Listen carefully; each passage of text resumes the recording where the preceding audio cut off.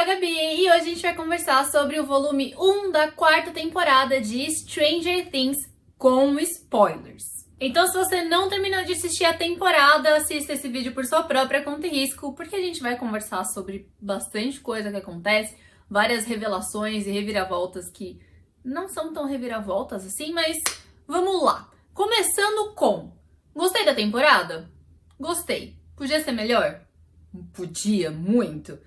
Tem coisas muito boas na temporada? Sim. Mas o produto final da temporada? Ok. Começando com a trama, então, dessa temporada, eu acho que teve algumas coisas novas, mas ao mesmo tempo teve tanta repetição das temporadas anteriores, principalmente da primeira temporada, que me deixou um pouco cansada. Eu vi gente falando, tipo, ai, porque deu nostalgia e não sei o quê, mas pra mim foi só repetição, foi só, tipo, não sabemos o que fazer, então vamos repetir o que já deu certo, mas de outro jeito. Então eu vi muita coisa da primeira temporada ali de novo. Eu até falei no meu vídeo de primeiras impressões que Stranger Things, ela tem, tipo, uma fórmula que eles vêm seguindo em todas as temporadas, que é, tipo, abriu o portal, a Eleven atacou o monstro, fechou o portal, aí na próxima temporada abre o portal de novo, a Eleven ataca o monstro, fecha o portal.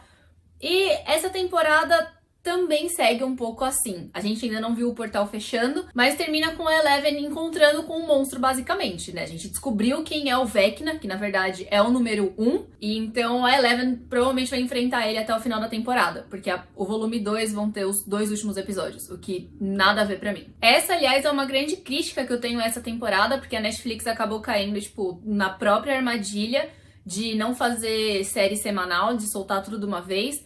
Eles viram que Stranger Things era, pelo menos essa temporada, era uma temporada pra ser uma série semanal, mas se eles fizessem semanal, eles iam receber muita crítica, porque a Netflix não faz isso.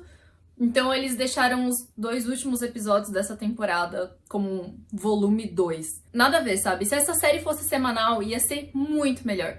O final do episódio 6, com o Steve sendo atacado por aqueles morcegos, termina daquele jeito.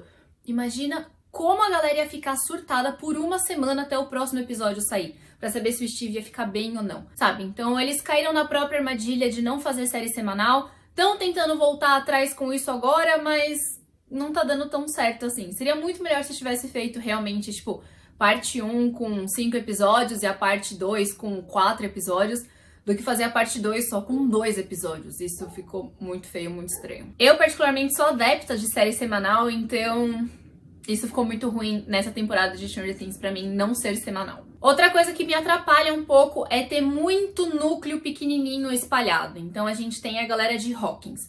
Só em Hawkins a gente tem primeiro o núcleo dos assassinatos, que tá bom, show. Mas aí, tipo, tem o núcleo dos grandes, né, que tipo é o Steve, a Nancy, o Ed e a Robin. Aí tem o núcleo dos pequenos, que é a Max, o Lucas, o Dustin e a Erica ali no finalzinho.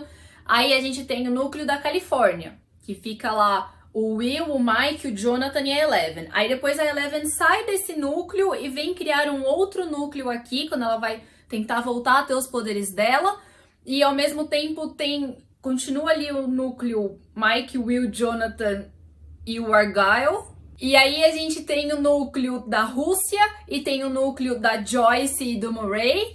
E assim, com muita coisa espalhada. Então eles tinham que cortar muito as cenas, ficou muito picadinho, assim, tipo, quando começava a tensão no núcleo, cortava pro outro e aí você baixava. Aí começava a tensão, construía a tensão naquele núcleo e aí cortava pro próximo. Isso é outra coisa que me incomodou bastante. Eles acabaram espalhando muito a série e não conseguiram dar uma liga muito boa, assim, entre os núcleos pra fazer uma transição mais suave entre os plots que estavam acontecendo. Acho que essas são as principais críticas negativas que eu tenho, assim, à série, né? A repetição das outras temporadas, não ser semanal e muitos núcleos espalhados que acabam quebrando o ritmo da história. E isso é uma coisa que me atrapalha quando eu tô tentando entrar na imersão da história, né? Começa a picotar muito, assim, eu não consigo engatar. Eu mexi muito no celular durante essa temporada e isso pra mim é um ponto muito negativo, assim, é um sinal muito negativo de que a história não tá me prendendo o suficiente. Porque se toda hora corta e quebra e muda o ritmo, eu não consigo entrar na história, então eu fico me distraindo. Eu fico conversando, eu fico mexendo no celular, eu fico olhando outras coisas.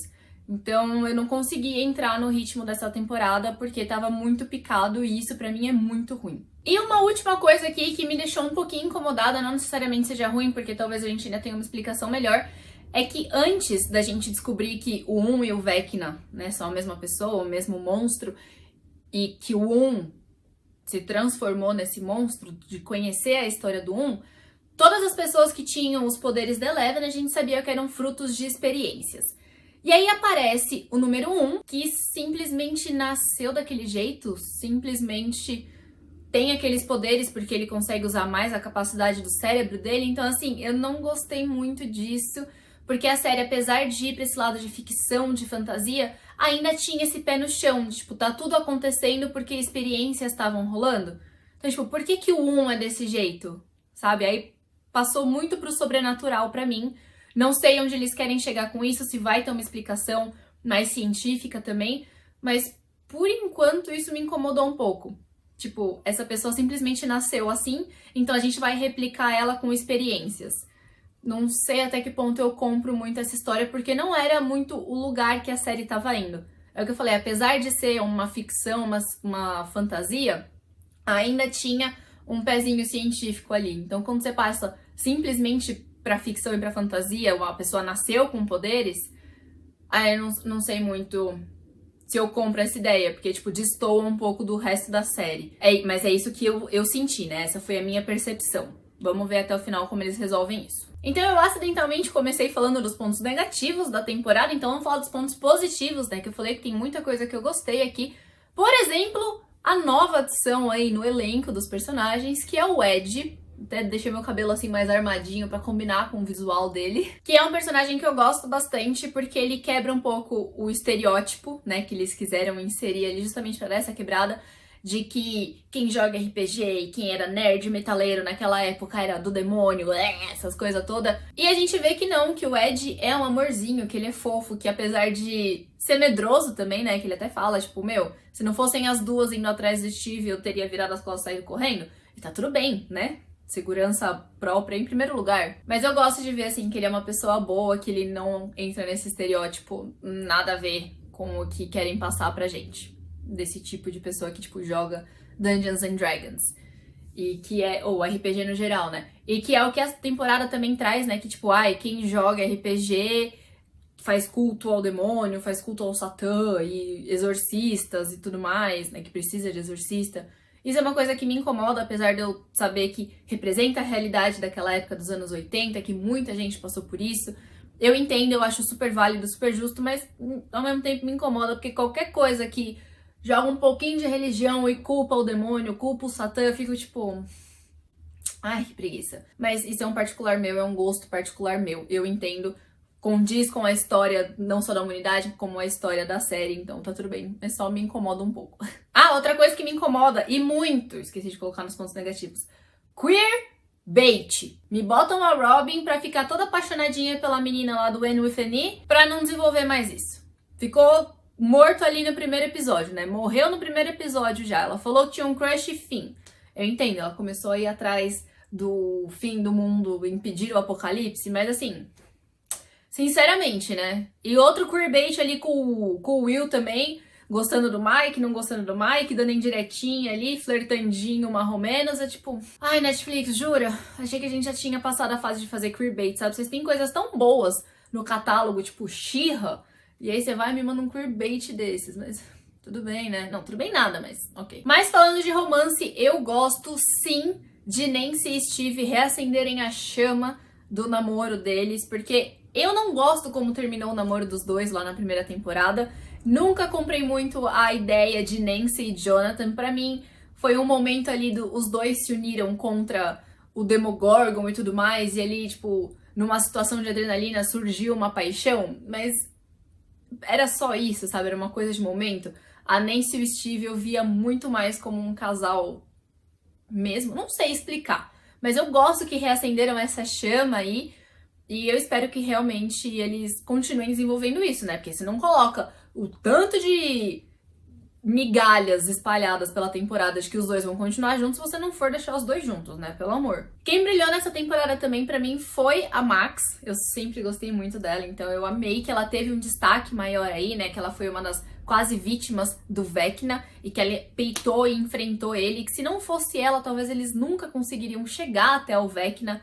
Então eu gostei bastante que ela foi aí uma protagonista, né? E apesar de eu não gostar de terror, como vocês sabem, eu gosto que a temporada ficou mais sombria, sim, com muitos indícios e toques de terror aqui, mas isso fica muito mais focado no primeiro episódio, né? É que como eu sou cagona, eu continuei com medo o resto da temporada. Mas é no primeiro episódio mesmo que dá aquele medo de, tipo, não passa nem Wi-Fi. E depois é só, tipo, o medo que eu trouxe do primeiro episódio que continuou, porque o resto das cenas, assim, não tava me dando medo.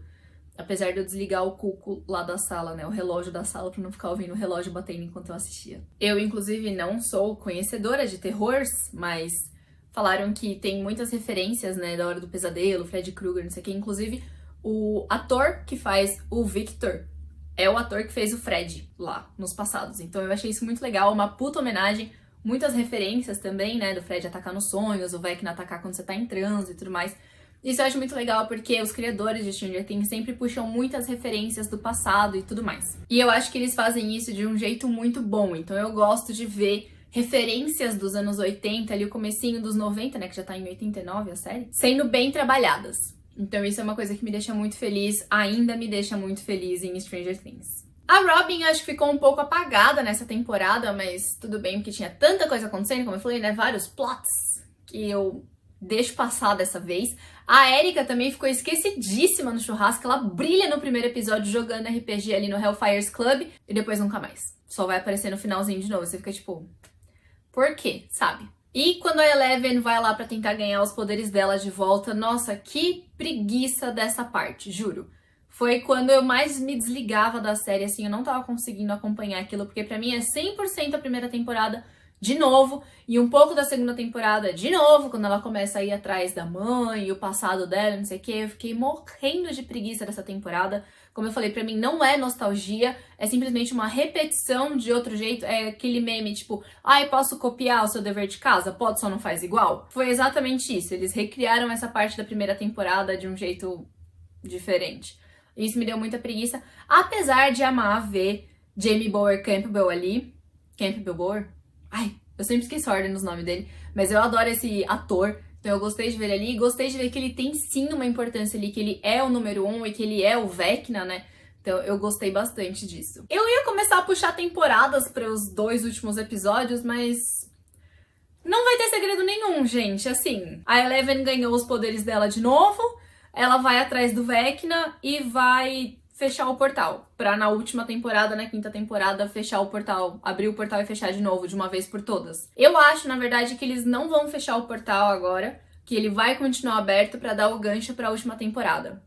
Então, uma teoria aqui é que o Vecna vai sair do mundo invertido, vai começar a atacar Hawkins pessoalmente ali, algo do tipo, e aí a cidade toda vai ver que tem algo realmente sobrenatural acontecendo ali, que não é culpa do RPG, não é culpa do Ed, nem nada do tipo. Talvez vão se juntar pra enfrentar isso de algum jeito que seja. E aí, na próxima temporada, eles vão conseguir jogar o Vecna e as criaturas deles de volta pro mundo invertido. E aí sim a Eleven vai pra lá e vai enfrentar o Vecna, vai enfrentar todas as criaturas e encerrar de uma vez por todas o mundo invertido.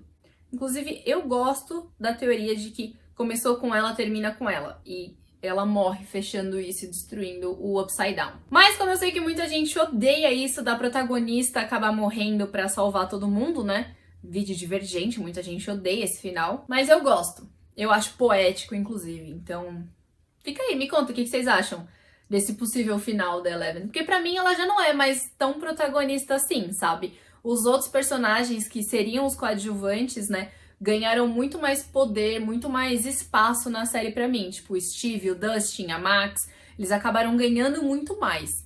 E eu sei que eu nem comentei da parte da Joyce, do Hopper e do Murray, mas é porque eu não tenho muito o que comentar dessa parte mesmo. Eu só acho que estavam ali pra encher um pouco mais de tempo os episódios, porque mais de 1 hora cada episódio, demais, né? Mas então eu acho que é isso, gente. É o que eu falei. Gostei da temporada? Gostei. Tem coisas muito boas nela. Tipo o Steve, sempre maravilhoso. Inclusive ele sem camisa, mergulhando no lago, sendo perfeito.